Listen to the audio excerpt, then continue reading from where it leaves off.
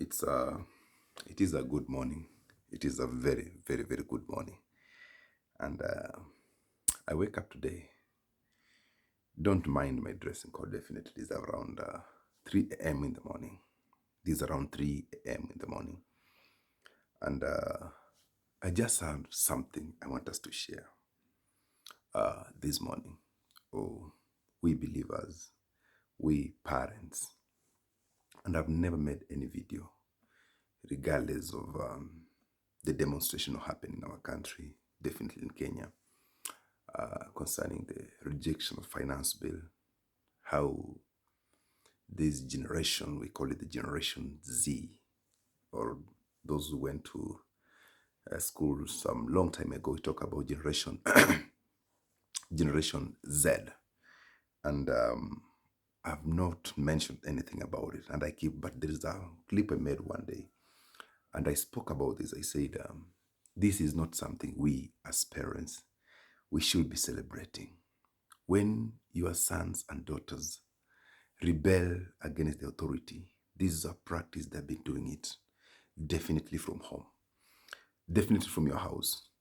So, first of all, the first point where the society begins definitely is during birth. Once you've given birth, this young boy or young girl, and the first person the boy will see or the girl will want to see, it is you, the mother, and definitely you, the father, at home. And a number of times, we point fingers at religious leaders. A number of times we point fingers at teachers in school. A number of times we point fingers at caregivers at home, forgetting it very well. A child definitely is a product of a husband and a wife. When a man and woman come together, that is when they get a baby, they get a child. And that means you're the first custodian to your generation. You're the first custodian to your child. And I keep on saying this, you the mother, you the father, you're the first judge, you're the first teacher, you are the first role model any child want to look up to. And the moment you fail them, the moment you don't show them the way, the moment you start accepting things that they are doing, definitely that is where we are missing a point. That is where we are missing a point. So I'm just calling upon parents and this issue of Z, Generation Z, if we go back, these are same people. When they were in high school, I think there were a lot of demonstrations still, burning of dormitories and other things. I'm not saying the wake-up call to stand for their right is the wrong thing. I'm in total agreement, especially the point of rejecting the finance bill. It is good. I support it fully. But sometimes how they do it matters a lot. And I made a clip. I told parents, if truly you love your children, find time, talk to them. Life is very, very, very precious. And how their tomorrow wanna be depends on how they're preparing for it today. So the best thing, they should invest much of their energy, much of their time preparing for the future they want to live in. Nowadays, we have a generation whereby they want to get everything easy. We have a generation whereby they want to become rebellious on everything. Those of us who were raised a long time ago, you understand very well. We were never given a priority to choose. We were never given options. Do this or want to do this one. It was, my friend, once the parent knows the vision, no discussion for that. I remember me personally when I was raised, it was a total crime. Being still sleeping, being in bed at around 6 a.m. until it's instilled into me up to now when I've grown up.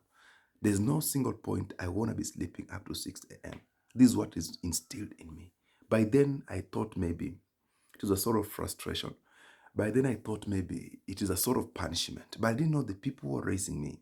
Me, I wasn't raised by my biological parents. People who were raising me, they were like, they knew what is ahead of me. They knew they need to prepare me for the future. They need to instill some values in me that I can keep me going in their absentia. And this is what is very, very, very important to us parents. I don't deny this.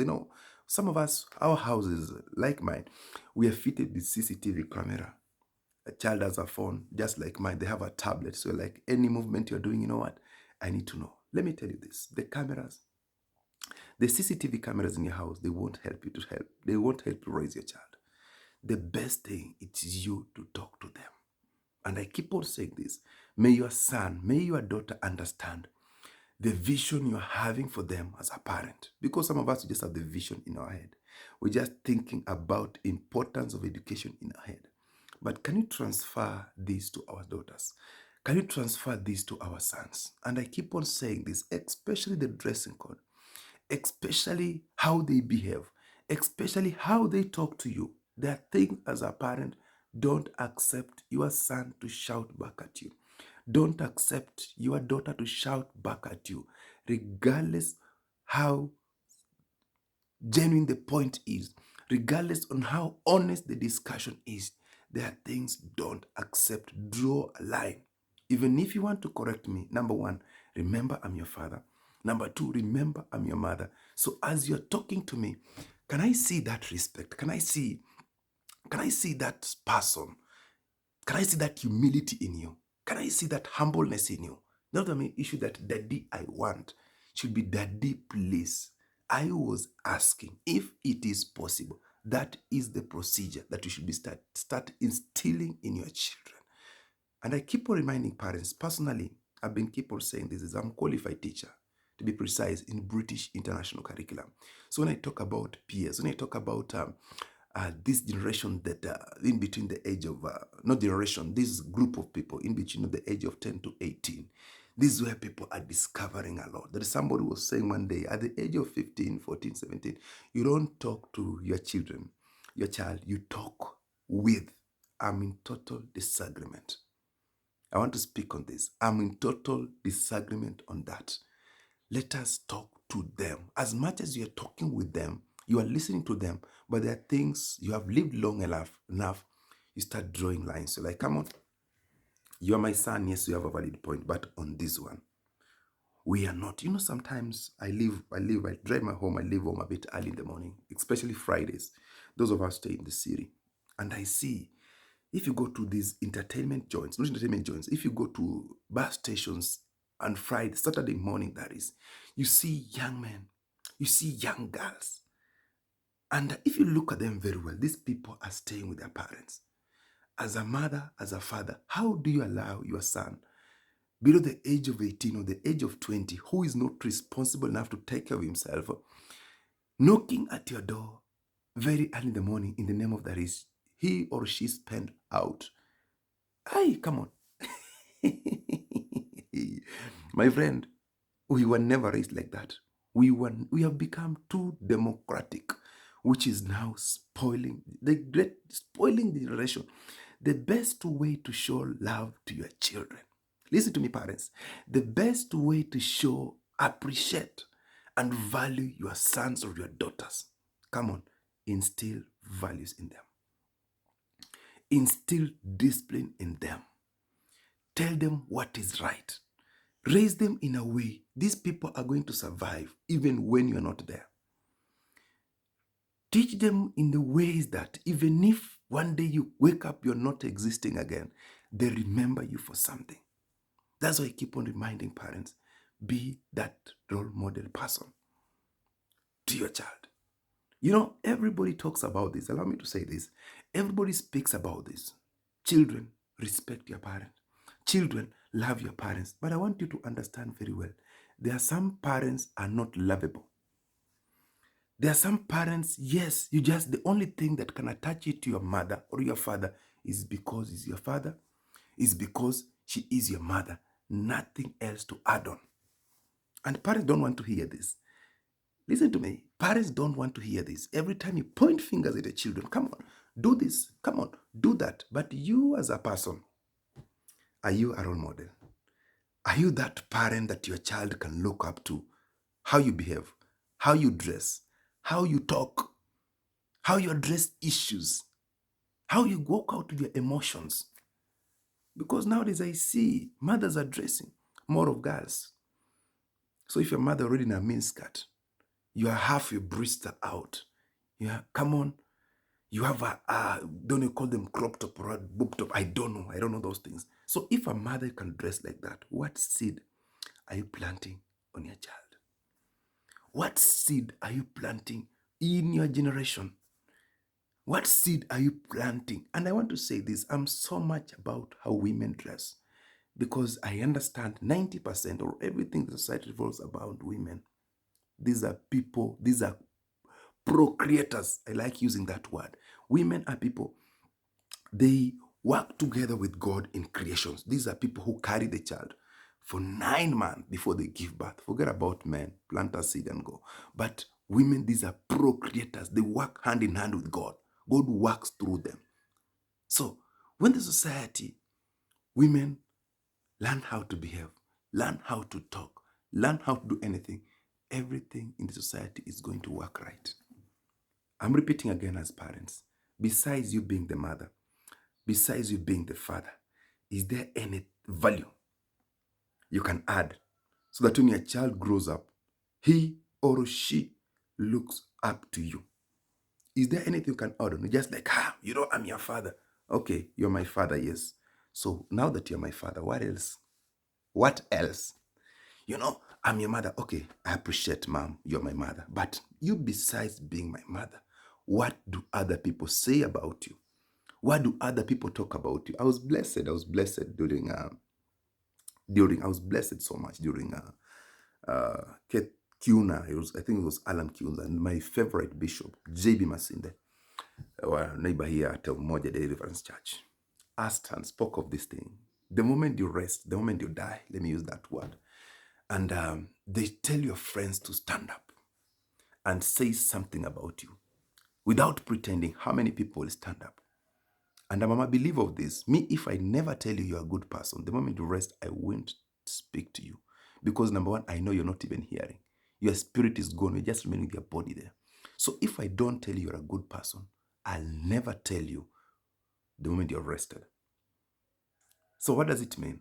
Let us try as parents, I'm talking because I'm one, to be that open letter, to be that person that when our child looks at us, they're like, Daddy, you're my hero. Not just only because I provide, not just only because I'm the father, but even how I drive in the streets, how people salute me, how I talk to them, how I address other people.